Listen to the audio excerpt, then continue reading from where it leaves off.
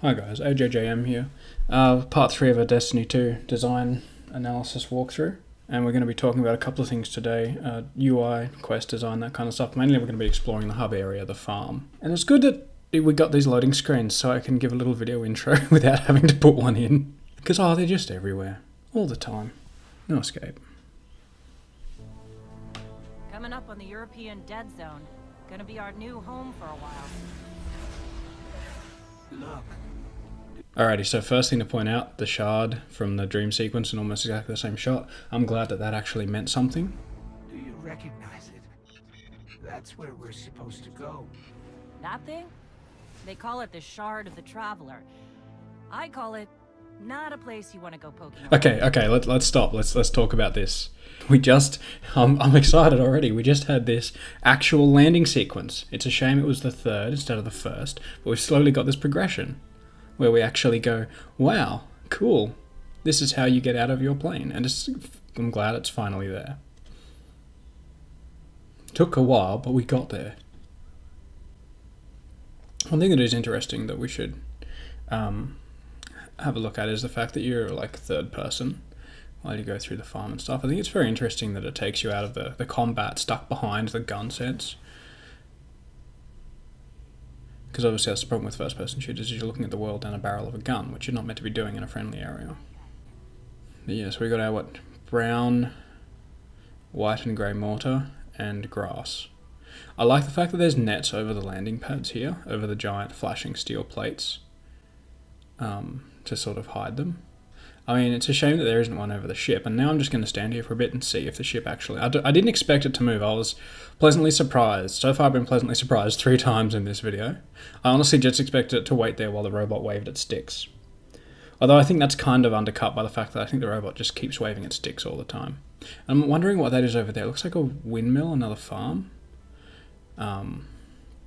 Which is interesting. It's nice that it exists.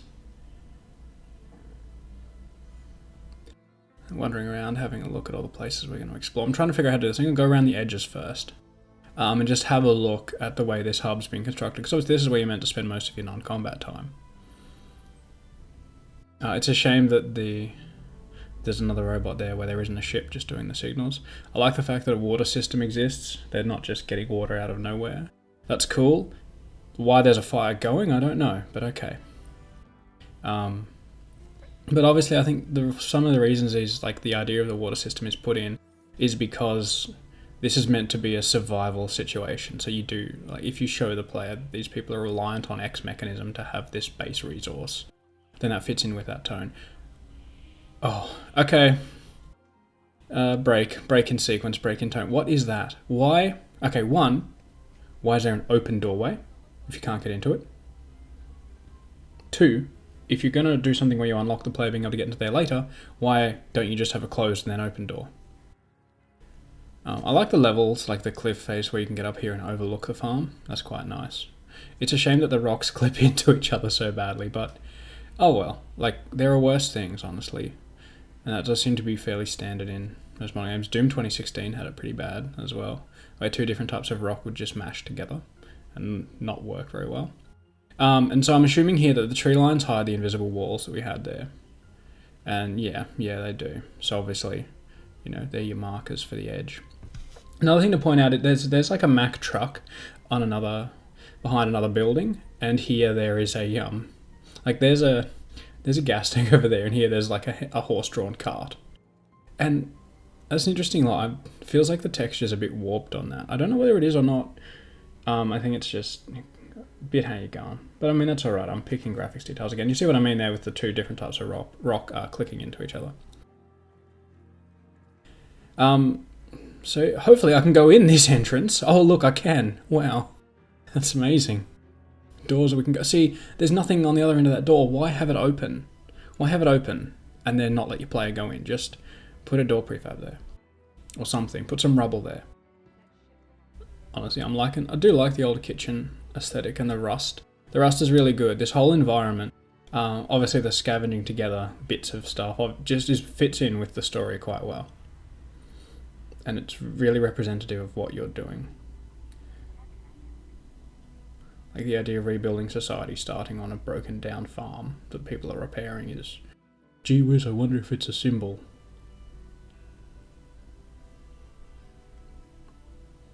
Although it would be nice if someone repaired all these rusty walkways. And it gives you a bit of time to have a look at the technology that's available. Like, so you start to get an understanding of what your side, you know, the humans are going to be able to do. Honestly, I feel like the only reason this is in here is for the same jump tricks in the hub world in Destiny 1. But yeah, it's quite interesting. So there's a hatch that we saw before, and there's a group of people going in. And yeah, there's the Mack truck as opposed to the horse-drawn cart, which is a weird, like, technological thing. I think they just went, let's put a lot of farm stuff here. Okay. I'm walking forward and I'm hitting an invis wall here. I don't know why. Is that an area that leads to a raid or something that you open up later? But that's, again, really, really sloppy. I'm looking around and I'm going, there's a lot of impressive like visual detail put into this and building in an atmosphere, but that breaks it again. That's our second problematic break. The invis walls on the tree lines and stuff aren't as bad. You kind of expect that. You understand it and you go, yeah, okay, that's cool. The others, no. And I like how after the other ship landing platforms have nets and stuff, your ship is just always turned on and always hovering right there. And that's a cool visual. And there's another ship just not being covered by anything. That kind of breaks it a bit. And I like the visuals of the shard there as well. That's very cool. I feel like that's a place we're going to go. And because I've done another half hour of footage that I haven't commented over yet, I know it's a place we're going to go. And it looks really cool at this point. Alrighty, I think at this point we go, look, there's a person. And I make the mistake of assuming that the red symbol above her head is just because she's like the Cryptarch, which we'll talk about later.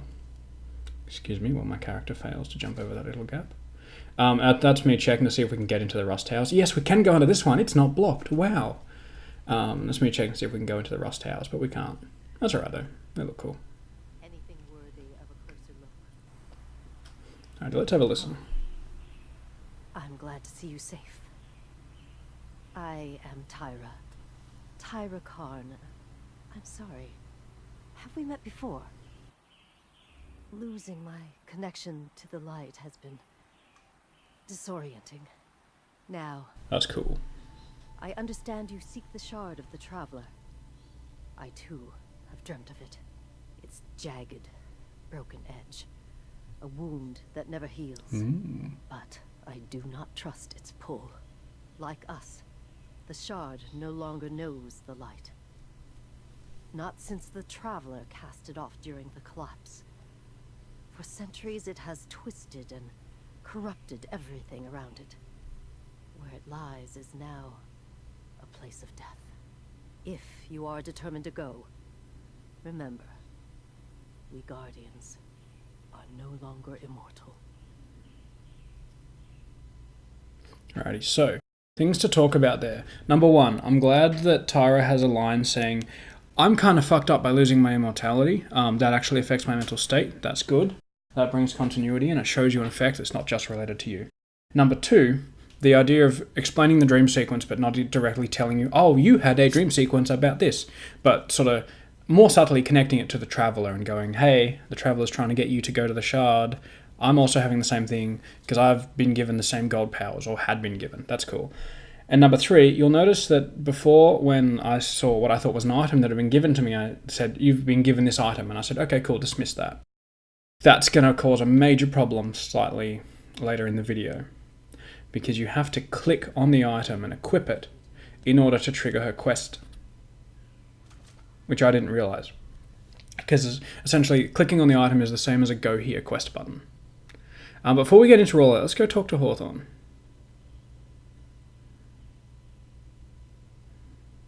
Hey there, Guardian. Guardian, hello.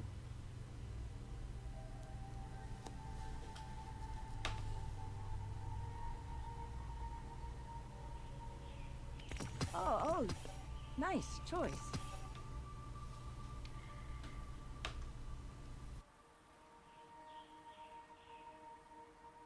So that was a bit weird. That dialogue kind of makes her seem a little bit timid. Like, so, oh, you picked that one. you know, like a little bit awkward, a little bit timid, which is very different to the cutscene that we saw in the last video. Couldn't have picked better myself. Like, see that sort of, oh yeah, it's not a bad Guardian. choice. Hello. And it sort of, it grates a bit. But before we keep going, I think a more important point is the idea that Hawthorne is the first person that you're given as part of this new world, and Lewis, the Falcon, is also given some state of prestige of being able to find you and guide you. But they're just relegated to the same like importance in the story so far as we've seen as another person, like, you know, the postmaster. They've got the same relevance as them. It's a shame that, like, for example, Hawthorne isn't even a quest giver at this point. They just go, hi, I have items, which is kind of a letdown, honestly. Oh, yay. Hello. Do we see a problem here? That's always a tough choice. Do you get these people to block you because it might ruin a bit of the fun, or do you ruin the visuals? That's a tough choice. It's the same in multiplayer games where you go, can players collide with each other? Because if they can, it's so easy to mess it up. And so at this point I've just realised that I don't know what to do.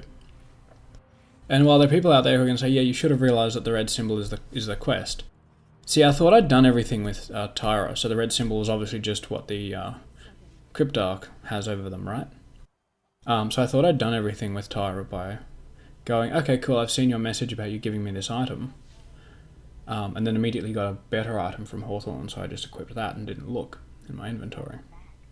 So what we're going to do is speed up the footage of me messing around trying to find what exactly to do. And part of this comes from the fact that going up here, right, and pressing, like, not even noticing on the top left there, the little quest icon thing, but just, I think another thing that messed me up is the holding tab and all that kind of stuff for X amount of time, which is more commonly seen on a console. It's weird that it's on the PC port, which relates back to a few other things that are a bit weird on the PC port. Yeah, and then she starts repeating a dialogue, and so I keep going, yeah, okay, cool. You haven't done anything, you haven't given me a quest. But it turns out that item is a quest. Clicking on that item is clicking yes, quest, please, which is really weird. But talking about the port again, the controls for like Q and like, for example, is one of the main controls, which is a bit weird. Like it's interesting that there's not like F, you know, V and G and stuff like the usual melee grenade controls. And I think the button above tab is weapon switching or pulling out your heavy weapon, which is weird. It's kind of a weird control scheme in general, and that plays into you pressing a button and expecting your quest menu to open up, whereas you should be holding it for 3 seconds. I'm looking through here and I'm going, hang on, have I fucked something up? Which is weird, and I think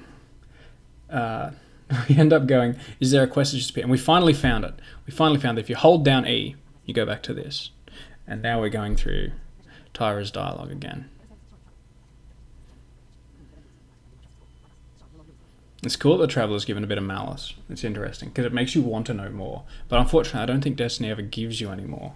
It's like another set piece that doesn't finish. So here we are. So we don't need to listen to a dialogue again. For the 8th time, or whatever it would have been for me, going, why are you saying the same thing?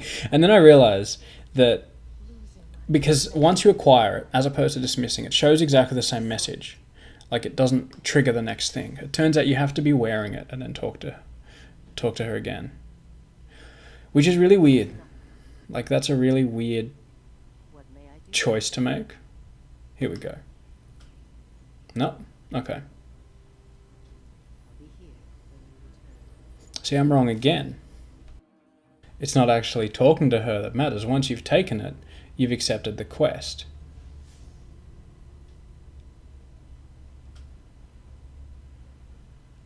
And then you go speak to Hawthorne.